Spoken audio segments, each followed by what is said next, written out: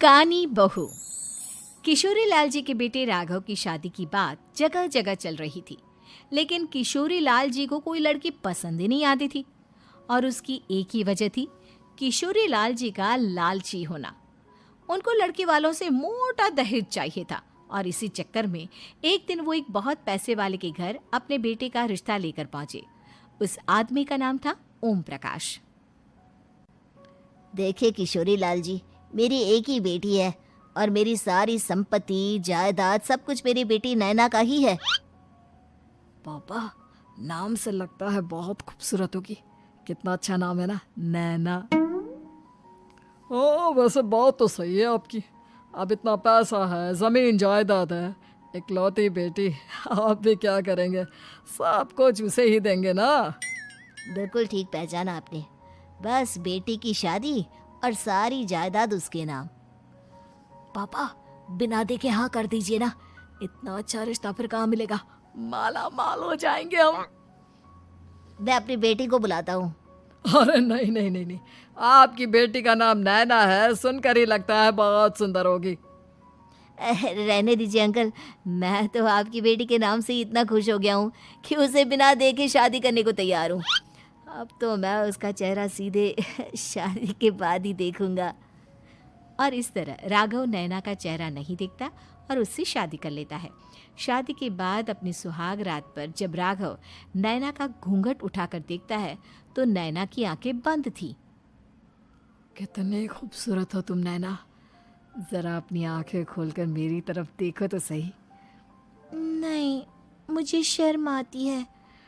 अरे, मैंने तुम्हें शादी से पहले भी नहीं देखा, और अब अगर तुम आंखें खोलकर मुझे देखोगी भी नहीं तो मुझे अच्छा कैसे लगेगा? इससे पहले कि नैना अपनी आंखें खोलकर राघव की तरफ देखती, अचानक से लाइट चली गई और राघव नैना को पूरी तरह से देख भी नहीं पाया। अगली सुबह नैना राघव के लिए नाश्ता बनाकर लेकर आई। अरे ये क्या, आधा पराठा सीका हुआ है और आधा बिल्कुल कच्चा। ये तुमने क्या किया नैना?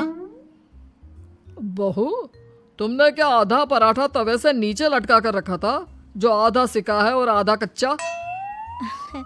मुझे जितना दिखेगा उतना ही तो सीखूंगी ना पापा जी।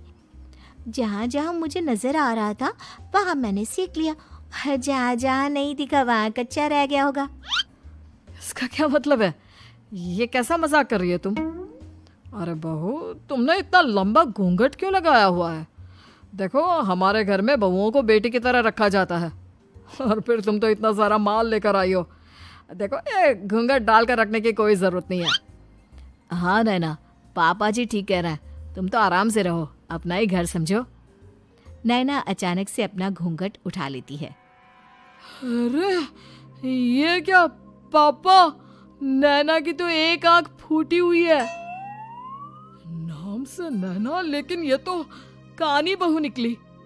मेरे साथ धोखा हुआ है, धोखा। बिना दिखाए अपनी कानी लड़की मेरे संग ब्याह दी। मुझे कानी बीवी नहीं चाहिए। मुझे अभी ओम प्रकाश जी से बात करनी पड़ेगी। आखिर उन्होंने मेरे साथ ऐसा किया क्यों? अरे, आप लोगों ने ही तो पापा से कहा था कि आप लोग शादी से पहले मुझे देखना नहीं चाहते। अब मेरे पापा पर क्यों इल्जाम लगा रहे हैं? अरे लेकिन उन्हें बताना तो चाहिए था ना कि तुम कानी हो, एक आंख से तुम्हें दिखाई नहीं देता। किशोरी लाल और राघव नाराज होकर ओम प्रकाश को अपने घर बुलाते हैं। पापा जी, ये आपने क्या किया? शादी से पहले बताया क्यों नहीं कि नैना की आंखों में परेशानी है? अरे, आप ही ने तो लड़की देखने से मना कर दिया था। और लेकिन आप बता तो सकते थे। आपको तो हमारी बेटी की प्रॉपर्टी चाहिए थी, वो भी पूरी की पूरी। अब क्या हुआ अगर उसे आधा दिखाई देता है? प्रॉपर्टी तो आपको पूरी मिल गई ना। अरे ये क्या बात हुई? मेरी शादी प्रॉपर्टी से नहीं, आपकी बेटी से हुई है। अब ये तो पहले सोचना चाहिए था, तब तो मेरी प्रॉपर्टी देखकर तुम्हारी जुबान लप लपा रही थी। लेकिन मैं कानी लड़की को अपनी बीवी बनाकर नहीं रख सकता। पापा, कुछ करिए ना आप। हाँ, करता हूँ। देखिए ओम प्रकाश जी, आप हमारे साथ ऐसा नहीं कर सकते। और तुम देखो, अगर तुमने मेरी बेटी से शादी तोड़ी ना, तो जो भी प्रॉपर्टी मैंने तुम्हें दी है वो तो पूरी की पूरी वापस ले ही लूँगा, और आधी प्रॉपर्टी तुम्हारी भी लूँगा। अरे मेरी आधी प्रॉपर्टी भला क्यों लेंगे आप?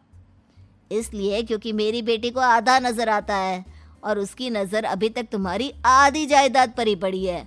अब तुम उसे घर से निकालोगे तो कुछ तो लेकर जाएगी ना। और अगर हम आपकी बेटी को अपने घर की बहू बना कर रखे तो? तो तुम्हारी पूरी प्रॉपर्टी तुम्हारी ही रहेगी, और जो मैंने तुम्हें दिया है ना, उसमें से बस मैं आधा लेकर जाऊंगा। अरे लेकिन अब आप अपनी दी हुई प्रॉपर्टी में से आधी वापस क्यों लेकर जाएंगे? अगर मैं आपकी बेटी को अपनी पत्नी बनाकर रखने को तैयार हूं तो? इसलिए ताकि भविष्य में अगर तुम मेरी बेटी को धोखा दो तो उसके पास कुछ तो रहे जो पति का हो।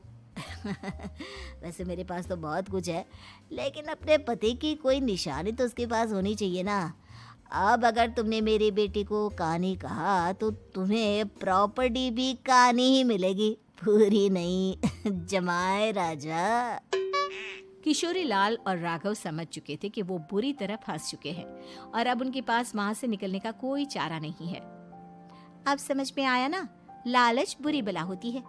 एक तो तुम्हें प्रॉपर्टी मिली, ऊपर से बीवी मिली, उसमें तुम्हें नखरे भी दिखाने हैं। आए बड़े, चुपचाप बैठो दोनों। कुछ दिनों के बाद नैना राघव की कार लेकर बाजार घूमने निकलती है और जब कार लेकर वापस आती है, ये क्या? एक तरफ से मेरी गाड़ी पूरी खराब हो चुकी है। लगता है तुमने मेरी गाड़ी को किसी दूसरी गाड़ी के साथ एक्सीडेंट किया है। अरे अरे कितना बड़ा नुकसान कर दिया तुमने बहू। वो क्या है ना पापा जी, मुझे एक आंख से दिखाई नहीं दे रहा था, सामने से गाड़ी आ रही थी। मुझे तो सिर्फ आधा ही दिखाई दिया और वो गाड़ी मेरी कार से रगड़ते हुए निकल गई।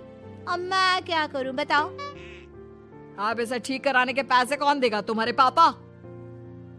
तुमने मुझसे इस तरह से बात की? अभी रुको।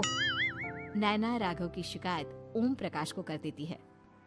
देखो राघव, अब जो मेरी आधी प्रॉपर्टी तुम्हारे पास थी ना, उसमें से आधी और मैं लेकर जाऊंगा, क्योंकि तुमने मेरी बेटी को डांटा। अरे नहीं नहीं पापा जी, गलती हो गई, माफ कर दो। गलती की तो कोई गुंजाइश ही नहीं। अगली बार मेरी बेटी को डांटा तो बची हुई आधी में से आधी और ले जाऊंगा। लालच के चक्कर में हम दोनों ने बहुत बड़ी गलती कर दी बेटा। एक तो तुम्हें कानी बहू मिली और ऊपर से जो माल मिला वो भी काना। इस तरह राघव की हर एक गलती पर ओम प्रकाश उसकी प्रॉपर्टी का आधा आधा हिस्सा लेकर अपना सारा माल वापस ले गया और राघव को कानी बीवी से काम चलाना पड़ा। भाई लालच वाकई में बुरी बला है।